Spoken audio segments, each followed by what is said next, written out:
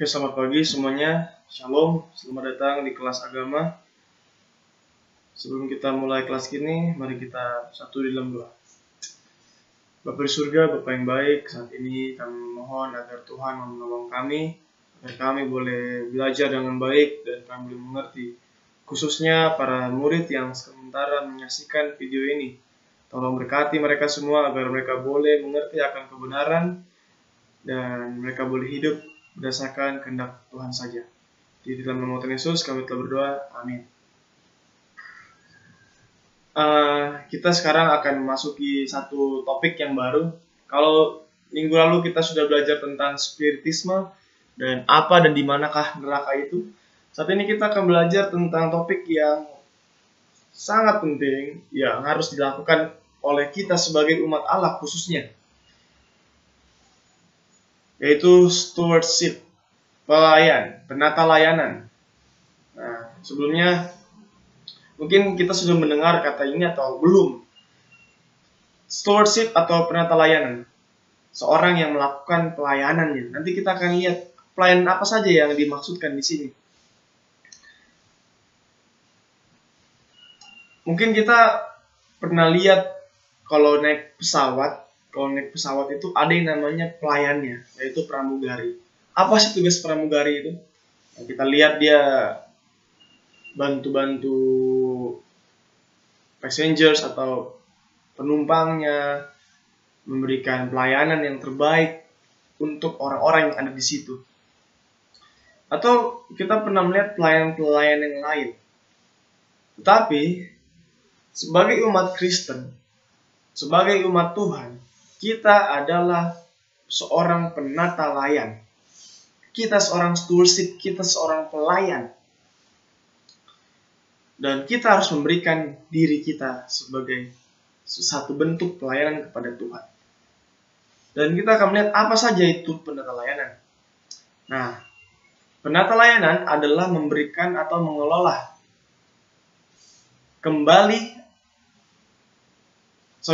penata layanan adalah mengelola dan memberikan kembali kepada Tuhan apa yang telah Ia berikan dan percayakan. Tubuh, waktu, talenta, dan harta. Jadi penata layanan itu mengolah apa yang telah Tuhan berikan, mengelola apa yang telah Tuhan percayakan, dan setelah itu diberikan kembali kepada Tuhan. Dan pada umumnya manusia dipercayakan tubuh, dipercayakan waktu, talenta, dan harta. Apa saja yang harus dikelola dan diberikan kepada Tuhan? Nah, yang harus diberikan itu ada 4. Yang pertama, tubuh kita. Dari atas sampai bawah, kita kelola dan kita berikan semuanya untuk Tuhan. Yang kedua, talenta. Mungkin kita punya talenta-talenta yang unik, yang berbeda sama lain. Menyanyi, main alat musik, berbicara, talenta melukis, itu semuanya talenta. Yang kedua, waktu. Kita semua diberikan waktu yang sama 24 jam. Yang keempat, harta. Dan semuanya ini harus dikelola dengan baik dan diberikan untuk kemuliaan nama Tuhan.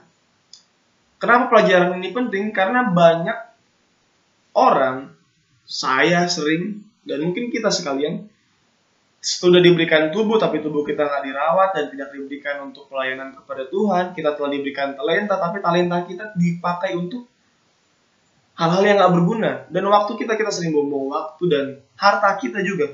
Dikasih uang, tapi kita jarang, atau mungkin kita sering menggunakan uang kita, harta kita untuk kepentingan diri sendiri, bukan untuk kepentingan Tuhan. Oleh karena itu, pelajaran ini sangat penting, dan kita harus melakukan pelayanan kepada Tuhan melalui apa yang telah Tuhan berikan. Nih, apa sih alasannya? Kenapa kita harus mengembalikan itu semua? Apa itu semua? Kenapa kita harus mengembalikan ini semua? 4 hal ini kepada Tuhan. Apa alasannya? Bukankah ini milik kita? Bukankah tubuh ini milik saya? Bukankah uang itu milik saya? Waktu saya ya suka-suka saya mau ngapain? Tetapi kita harus mengembalikan itu semuanya untuk Tuhan. Mengelola itu semua untuk Tuhan. Kenapa harus seperti itu? Nah, Alkitab dengan jelas dalam 1 Korintus 6 ayat 19. Atau tidak tahukah kamu bahwa tubuhmu adalah bait Roh Kudus, bait atau Ka'bah Tuhan yang diam di dalam kamu, dan Roh Kudus yang kamu peroleh dari Allah. Dan bahwa kamu bukan milik kamu sendiri. Kamu bukan milik kamu sendiri. Kita bukanlah milik kita sendiri. Hidup kita bukan milik kita sendiri. Karena kenapa? Karena kita sudah ditebus oleh Tuhan. Dan kita sudah diciptakan oleh Tuhan. Milik siapa kita? Diri kita ini milik siapa? Bukan milik kita sendiri, tetapi milik Tuhan. Seutuhnya adalah milik Tuhan. Kita telah ditebus dan Tuhanlah pencipta kita. Oleh karena itu, siapa yang berhak untuk diri kita? Yang berhak untuk diri kita yaitu Tuhan. Oleh karena itu, kita harus melakukan segala yang terbaik untuk kepentingan Tuhan. Alasan yang kedua, kenapa kita harus mengembalikan itu semua kepada Tuhan? Ya, Kejadian 1 ayat 1. Pada mulanya Allah menciptakan langit dan bumi. Pada mulanya Allah menciptakan langit dan bumi. Mazmur 24 ayat 1. Mazmur Daud, Tuhanlah yang punya bumi serta segala isinya, dan dunia serta yang diam di dalamnya. Tuhan yang menciptakan bumi, Tuhan yang memiliki bumi, dan semua yang ada di bumi. Manusia ada di bumi, berarti manusia adalah milik Tuhan. Kenapa kita harus mengembalikan 4 hal tadi? Tubuh, waktu, harta, dan talenta. Kenapa? Karena kita adalah milik Tuhan. Tuhan pencipta segalanya. Alasan yang ketiga. Kejadian 2 ayat 15. Mengatakan apa? Tuhan Allah mengambil manusia itu dan menempatkannya dalam Taman Eden. Ketika bumi baru diciptakan, manusia ditaruh di Taman Eden. Tuhan memberikan perintah untuk mengusahakan atau mengelola dan memelihara taman itu. Alasan yang kedua adalah kita telah diberikan perintah untuk menjadi penata layanan. Kita diberikan perintah untuk melayani. Ingat, perintah Tuhan di Taman Eden kepada manusia yang pertama adalah mengelola taman, mengelola bumi, dan memeliharanya.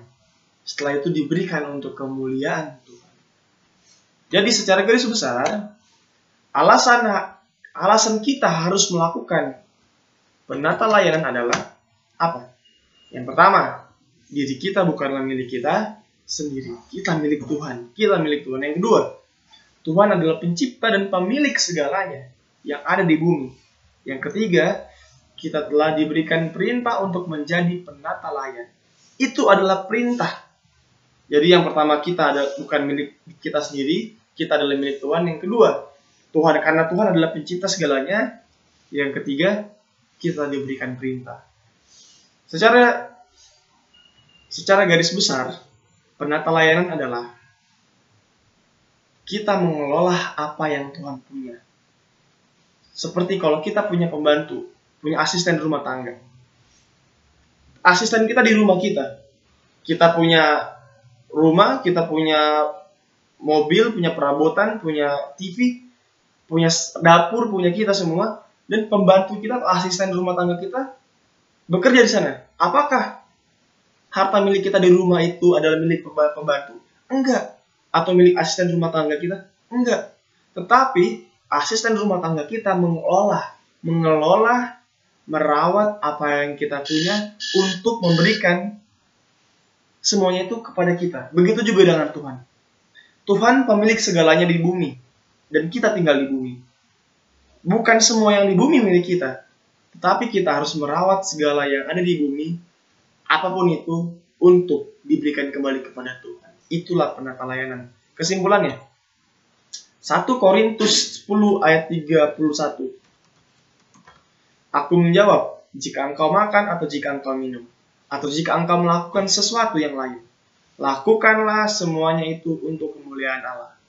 Lakukanlah semuanya itu untuk kemuliaan Allah. Jadi, kita adalah penata layan, kita lakukan segala sesuatunya. Tubuh kita lakukan untuk kemuliaan nama Tuhan. Waktu kita lakukan untuk kemuliaan nama Tuhan. Talenta kita untuk dipakai untuk memuji Tuhan. Dan harta kita untuk kemuliaan nama Tuhan. Itulah penata layanan.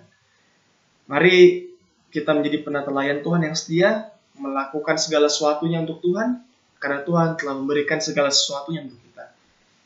Jadi untuk saat ini, sekian pelajaran kita hari ini tentang penata layanan. Semoga menjadi berkat bagi kita semua.